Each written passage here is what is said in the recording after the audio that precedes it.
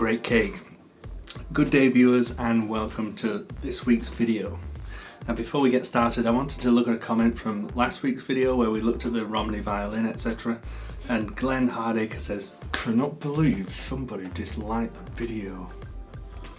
And although that is true, 33 likes and 1 dislike, I can't pretend it doesn't hurt a little bit when you put all this effort and energy into a video and somebody dislikes it. But I did show some alcohol drinking there, so maybe somebody took offence to that. You're never really going to know because this is completely anonymous, and that's fine. I could just feel glad in the fact that 33 people decided to leave a like, and that's really good, and I'm happy about that. So anyway, moving on. What we're going to do in this video, we're going to talk about just one object as promised in the last video.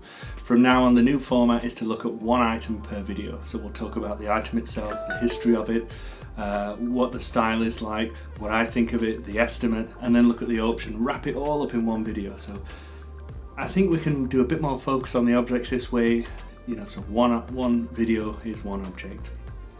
So anyway, let me know in the comments what you think after the end of this video. Do you like the new format? Do you want us to go back to the old way when we looked at numerous items?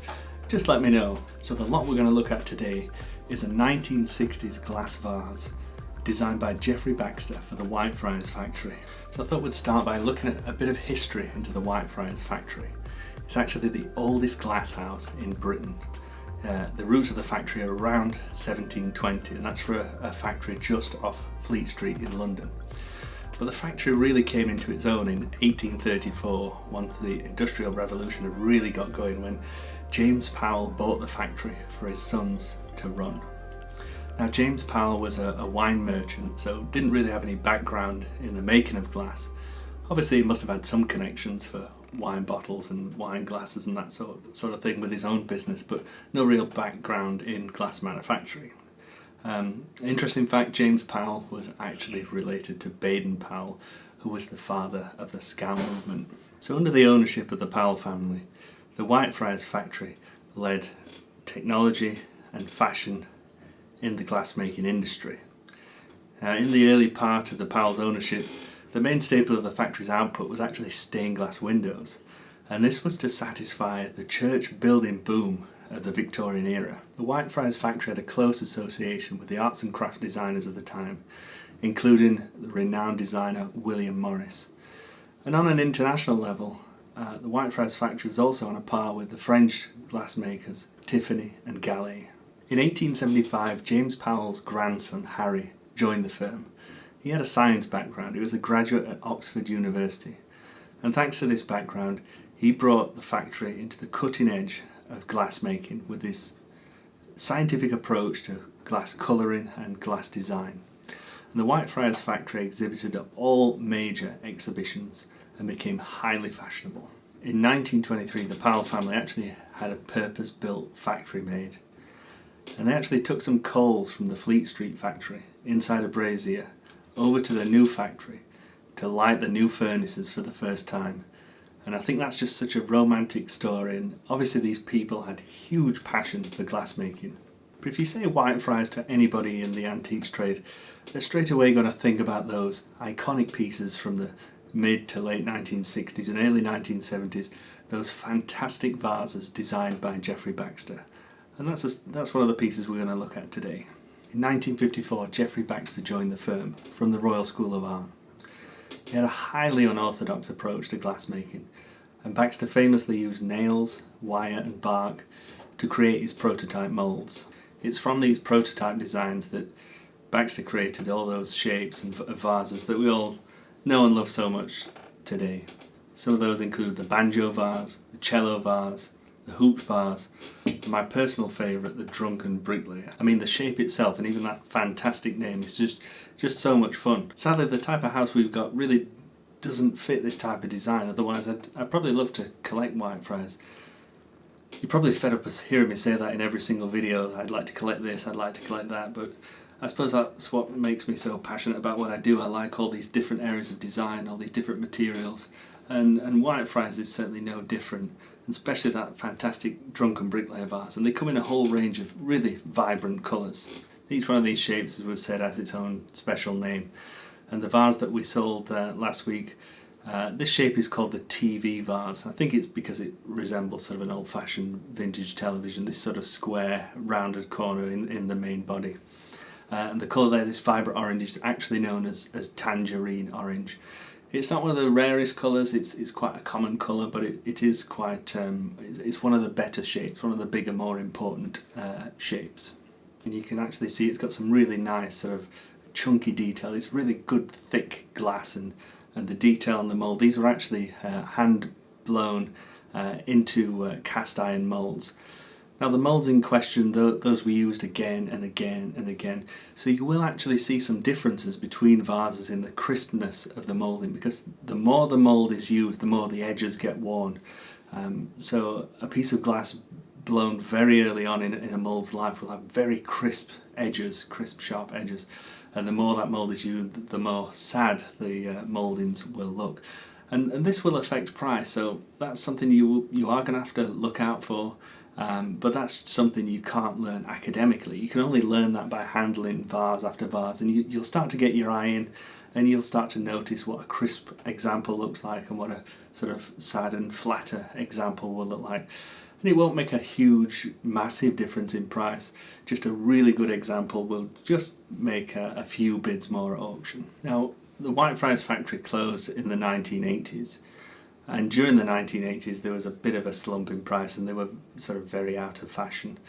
But things started to pick up again in the 90s, and by the time of Geoffrey Baxter's death in 1995, the textured vase range that he was famous for had really sort of reached cult status, and prices really started to boom at the end of the 90s. So as a result of that, unfortunately, there was a lot of fakes made, so that's something you also have to be aware of. And now the fakes are all machine made, so there are differences that you can spot, but again, it's not something you can learn academically. You can pick up all these tips and tricks, but you're really going to have to get that out there and handle pieces. You can handle them at auctions, you can look at what antique dealers have for sale, and you can also buy a few pieces. And as long as you can afford the mistakes, I don't think it hurts to get your fingers burnt once in a while. I've certainly done it many times. And you soon learn that lesson if you lose a few quid. But the differences are going to be subtle, and they're going to be in things like colour and the weight of the vase, and also the moulding, and also the pontil mark. That's an important thing. These are hand blown vases, so there would have been a rough pontil mark where the vase is snapped off. But with Whitefriars, these are ground into a dome. They use a tool to grind out the pontil, so it's not rough, so it's smooth. There'll be a very smooth, dish-shaped ground pontil mark to the underside.